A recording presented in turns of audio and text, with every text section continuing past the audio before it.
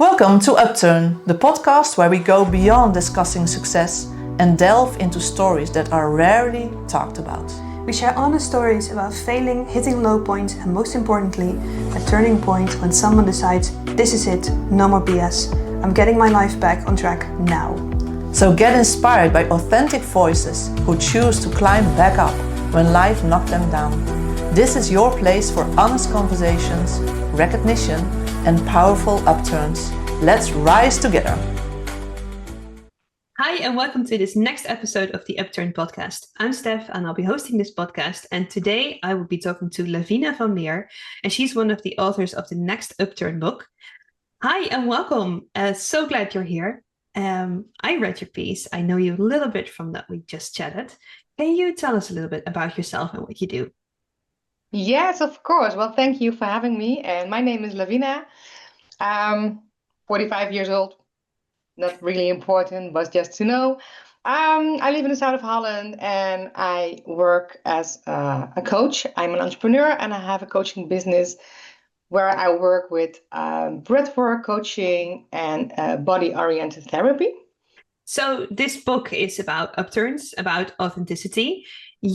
I've read your piece. You had quite a few upturns in your life, more than most people I know. Can you tell us a bit about your upturn and what effect that has had on your life? Yes, I can. My real upturn came when I read a word on the socials, and that word was Querencia, and it's a Spanish word, and it means it's a place where you feel you're most safe and at home within yourself. It's your inner sanctuary, your personal IP address, I call it as well. It's like the source of strength and peace and authenticity, and it's where your connection becomes trust. And when I saw that word, I decided that I go and search for it. And that's where my real upturn started. That's also where my journey to becoming a coach started. So after that, I was again scrolling on the internet and I saw an education. And when I saw what they would teach me, I something in my core jumped on, and I really felt like, oh, this is what I have to do. This is what I have to learn to help myself. And I did that. And it was, of course, a coach education. So when I finished that, I decided to also help other people with it. So that's a little bit in a nutshell where my upturn started. Yeah, because before that, and people will definitely read about that in your story. I think you felt a bit lost. Is that safe to say? Well, lost is not the best definition. It's I was raised in a church from my when I was 7, I guess. And there I always felt a euphoric joyness and a guidance. So my faith in God was always is still my base. It's like my fundament. But through life, many upturns are happening, and the effect of the upturns in my life, well, more the down ones, they created an inner prison in my head. It's like everything that was said and done to me created a kind of prison in my head. Yeah. So I got stuck in my head, and I thought negative about myself, and that was a little bit where I got stuck. Yeah. So I can't find the words. Regardless of the faith that I have in God, I always trust him, and I know that his hand is below me, so I can never fall deeper than his hand is carrying me. But I didn't really felt alive, and yeah, Would you? not quite sure if alive is the right word, but well, there was something off. And when I found that Querencia word, and I was looking for that, um, when I found that, it was like a kind of um, it was my inner power address, my Yeah. user manual, my personal user manual. And yeah, it's so much easier when you're familiar with that, because you can easily determine your boundaries, Yeah. and it makes life much more easier. And that's what um, what I help my clients with. Yeah, and it sounds like during that phase where you were imprisoned in your own mind, it felt like you didn't lose faith in God, but you lost faith in yourself. Yes, kind of like that, yeah. And that this helps restore the faith in yourself. So can you, for me, Querencia, I hope I pronounced that right. Yeah. It's still a bit abstract. Can you tell us a bit more like how it shows up for you right now? How you know that that is what it is? Um, it's it's another word that if I use it, people will be distracted. I also call it my core business, because it's in my core and it's who I am, and it's core values. It's and I live by my core values. I feed myself, my life with my core values. And yeah, what I mentioned earlier, it makes it a lot easier to determine my boundaries, Yeah. because in the past I couldn't say no, and I had my boundaries, but I couldn't say no. So I always said no to myself instead of to others. And now when I know them, I can say yes to myself and no to others if needed. Yeah. So you stay more true to yourself. So it's more like Yes, your true north, maybe. you can call it like that, yeah. So you saw the word, and that completely turned you on in a very, like, you could feel it everywhere that that was what you had to do. So you said you started to do the program, started being a coach. But I think if I look at change overall, it's there's always a way to it. There's a road, a journey. Can you tell us a bit about the journey from finding the word to knowing that that was what you had to do, to what you had to overcome with that in your toolbox to get here where you are today? Oof. What I had to overcome, well, that was pretty much. Yeah, what I mentioned earlier in this conversation, I saw the words, and there was a period in my life where I was very fascinated by beautiful words, strange but beautiful words. So when I saw Querencia, I thought, wow, I really love the style, the letters, the pronunciation. I thought, wow, I love this word. So after that, I was looking for what it means. And that's where my journey to my Querencia started. And it still fascinates me and still touches me when I see it or when I talk about it. And I think we all should know where our Querencia is, and we all should be aware that living from that place in yourself makes you a lot stronger and easier and connected to yourself and to others. So, what I had to overcome, when I started my journey, I started by going to school again. And because I was raised in a church, I felt a lot of weerstand, resilience to Resistance. resistance. Yeah, thank you. Yeah. I felt a lot of resistance against breath work, visualization, also as yoga, everything. All that stuff is placed like bad in Yeah. church. So I felt a lot of resistance, but I did go through, and I became aware that this stuff is working. So I thought, okay, but they can say that it's wrong, but I feel that it's doing something to me.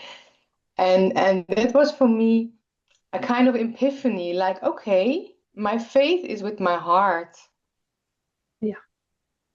and also with my head, but I still have a body in flesh where I have to take care of. And that's where the user manual uh, came up, because we Mm. have to take care of also of our body. And breath work is our breath is really a key to so many things. It can help us relax, it can help us release stress, it's our source of life. Yeah, so it definitely helps you. What I've learned very recently is that it helps you regulate your nervous system so you can actually take on more. Hmm. Well, I can see that it has a very spiritual vibe around it. It's also very Hmm. scientific. Yeah, yeah, but that, exactly that. So All those. how was that for you when you started doing that? Well, it was conflicting with your beliefs at first. um well, due to the resistance that I felt, I also decided to go after something. And I really stood with my decision. Like, okay, this is new. Okay, this feels strange. Okay, I really have opinions about it, but they are created in the past. So you start to go and find something new. So you have to act in the new. So I persistently went through with the things that I learned, Yeah. and I found out that they worked, and it made me real. Yeah, it made me real confident about it. It strengthened my confidence about it. Yeah, because you can feel it working and you feel that especially when people read your story and they read what you've been through. I think you really needed to have that nervous system regulation, that better connection with your body. Mm-hmm. Yes. So, so what role does the church and your faith have right now in your life? My faith is there every day. It didn't leave me. It never left, and it will never leave. Um, and I don't really go very often to a building like a church, because I strongly believe that I and you are the church, because God created us like his image. And I believe that the spirit within me comes from God, or other people think the universe or whatever, but I when we stop living here on earth, the body stops working, but the spirit Yeah. will continue. So sometimes I'm having a little conflict in that because um, I go too deep in the spiritual things, so I stumble. But I always come back to God. So every Sunday I watch television. Yeah, when I don't know it or whatever, or when I'm walking in the forest, then I give thanks for my life and for things that I'm able to do. And also for clients, if I go to a client or a client comes to me, then I always pray for them. So that's it's really a fundamental in my life. Yeah, and it sounds like it strengthens your Querencia as well. It works Yes, together to make it balanced, whole. yes, indeed. So if you look at your life, you had a lot of traumas. Um, what would you say that living authentically right now, what does that mean for you?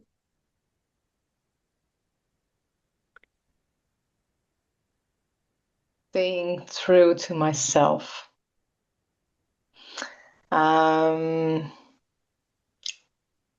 I live by my core values, and integrity is also a high one. Yeah. Um, do what you say and say what you do. Let your yes be yes and let your no be no. And if something feels off, your the gut feeling, Yeah. trust it. Just Yeah. trust it and stay Yeah, true to absolutely. yourself. Were there times in your life where you didn't trust your gut and it brought you to a very not so great situation? And I know the answer to that is yes, because I read your Upturn story. But even now, looking back, that you can say, I needed those in a way to get where I am today. And I'm not wishing you harm or anything. No, no, no, no, no, no. It's okay. I always say what doesn't kill you makes you stronger. That's what I Mm, always said to myself in the past. It doesn't kill me, so it probably makes me stronger. And um, a rejection by someone or something or a job or whatever, I reframe it to a redirection. yeah. So if if my road to the left is closed, then probably I have to go straight on or to the right because there's something better waiting for me. And I have to trust that. Beautiful. I think a lot of people can really benefit from living that way and being that in tune. What would you say that if you were to sum up your life's mission, so it's like one thing, if you go to heaven and you're like, I did this, I've done amazingly, what would that be for you?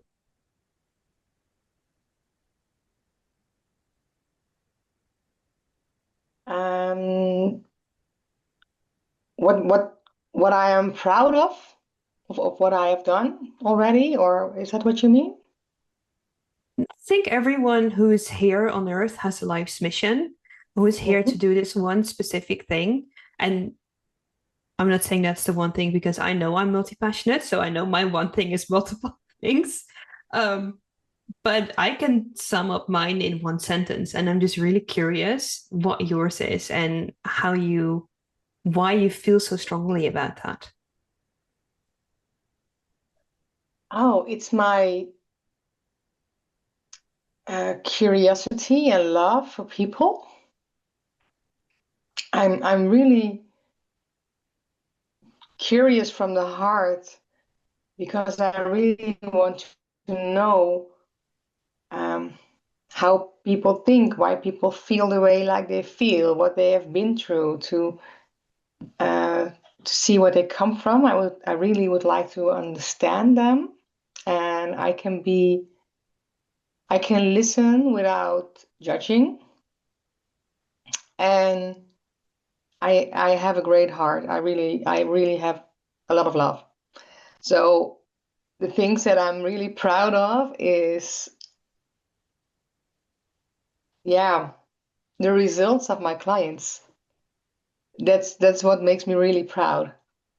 And something else, what makes me really proud is how I stay interior to myself, how I can, how I am in daily life, how I treat nature, how I treat other people, how I treat animals. But the great accomplishment of putting that all together is in my business. Yeah. And I'm really loving my work. Yeah. Yeah, where you can really make a difference and then have someone say, because of you, I am doing what I love to do. Yes. Yeah. I think that's beautiful. I think there's no greater goal than that, to be to be quite honest, to make someone else's life better. And I think I've done a lot of coaching, as in I've received a lot of coaching. And I think one of the best advices I've gotten, and I think that really applies to your business as well, is that the best way to live your life is to serve other people. And Yes. I think that's what you're doing so beautifully, and helping people discover their own compass. So Yes. what is for you the one tool that would help people to do that? We talked a little bit about this before we started recording, but you have something that helps people connect to themselves more.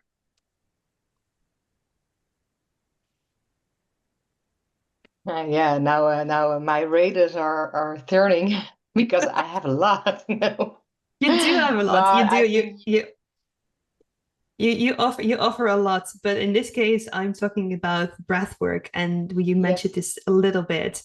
Um, and I would love to know um, how you feel that connects you more to yourself and your body, and how the people listening right now can do that as well. yeah, well, I really discovered that your breath is the most valuable anchor that we all have. And it's just that simple. So in my book, in the story, I describe a little breath work, and it's a real simple exercise. And um, why I chose this exercise, because there are plenty, and I chose this exercise because this was the first one that Yeah. actually did something in me where I thought, wow, this works. This shit works. So after that, I was convinced breathwork works. So I have a really short exercise, and you can find it at the Upturn show notes. We'll put it in the show notes when we have the link, so Yeah, people can do it and experience this under your guidance. yes, And I think that is very valuable for people to just sit and to breathe. absolutely, absolutely. Life is breathing. Breathing is Yes. life. And to take the time to breathe. And because I've noticed myself, if I get really stressed or really busy, my breath goes and I just forget to take a Mm-mm. deep breath until I'm Yeah. outside and like, oh yeah, just breathe. Or like, oh, now I can relax. Yes. you, you could have done it sooner, but Would have made things easier. So yes, that's so if that's you listening and you feel that, please go do the exercise. Lavina has an amazing exercise for you, and you can find it in the show notes. And definitely also read her story, because it's very special, the things that she went through to get here and to sit here and to be this radiant and happy. I think that took some guts to get here. So thank you so much for being in this episode, for sharing your story. And I hope a lot of people will really be inspired by you. I hope so too. Thank you for having me. So you just heard Lavina's beautiful story, where she talks about her upturn, how she discovered the Spanish word Querencia, and how that became her user manual. But when you get the book, and please do, because it's awesome. If you get the book and you read her story, you'll notice something that we didn't talk about in the podcast, that she had to fight her way through a lot of hardship to get to that point where she's now. Yeah, true. Yeah, I noticed that when we listened to the podcast. Lavina is such a strong woman. Is not only looking like a strong woman, but she really is. And she has fought her battles and Yes. really had gone through a lot, like crazy lot of hardships. And at some point, people might not talk about this because they're afraid of it, or they just want to push it away. But that's Yeah. not with Lavina. She's not pushing it away. She is really owning all that stuff and building herself up over all those hardships. But what I noticed, like, and I'm not gonna spoil her story because it's that's hers to tell. But one of the things is like Lavina was. I don't think she mentioned that she was born with a not fully grown hand. So she is missing some fingers. And she told me that is always had called, oh, Lavina has a defect. Yeah. Just imagine that you as a little child are labeled a defect. Yeah, it's Why? horrible. Just because you're missing a part of your fingers. Oh my God, one of my nieces misses her arm. Now she climbed the highest tree, right? So it's why is it a defect? It's not. But if that's the label you get on yourself, and that's what happened, because it was always, oh, Lavina, you cannot do that. That's doing something in your inner self, in your inner trust. Yes. And It's destroying your confidence. yeah, totally. And in the same time, it's disconnecting you from the people around you, because uh, everybody wants to belong to somebody or to a group or to a person. But because of this, and it's not like, oh, let's treat Lavina this way. In a lovely home, things happen, right? So it's not like it's on purpose, but the disconnection happens in her life. And that is something that she's owning so much now, that at point she had turned her life around several times. Yes. Read the story. Yeah. Like, for sure. Oh my goodness, yes. And it is like she's looking for that heartfelt connection. Yeah. And every time she got disappointed in it and losing that connection again and again. And still she's standing. Oh my goodness, that is power. And she's not standing because she's pushing it away, but she's, as I said, she's owning it. And that disconnection is now turned into power, because what her power is connecting not only with other people, but connecting with herself. And that's the part of Querencia, like her personal IP address. I love that explanation. It's beautiful. Yes. And it's never offline, never. So that's the connection with herself. And I think it's a common theme now in several stories. But it is so. That's why you can see it's so powerful, because she made that connection with herself.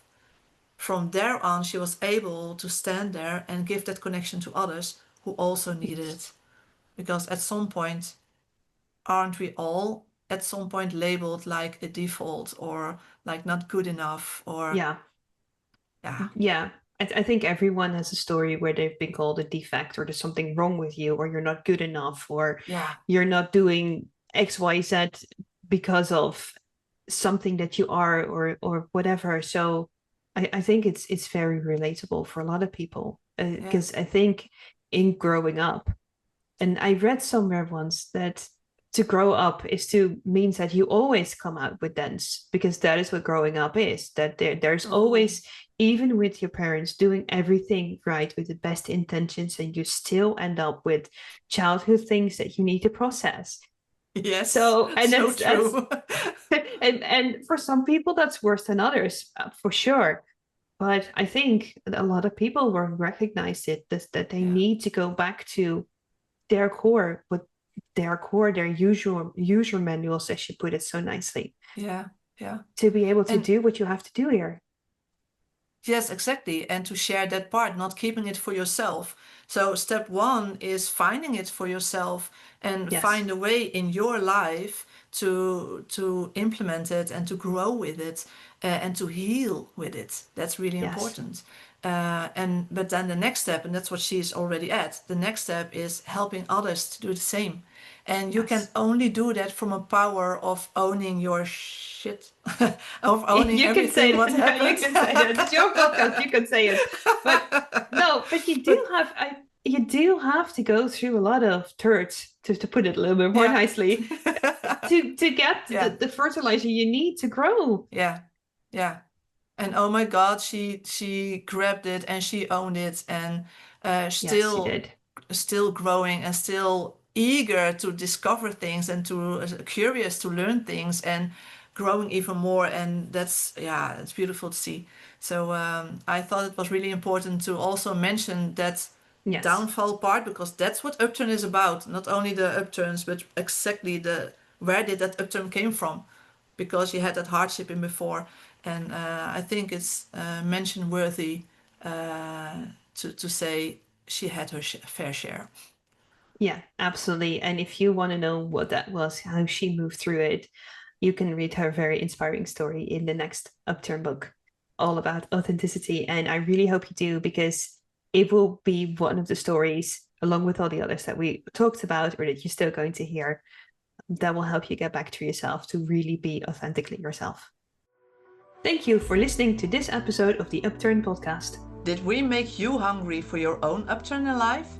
Check out the website in the show notes for your next step to create your own purpose-driven life.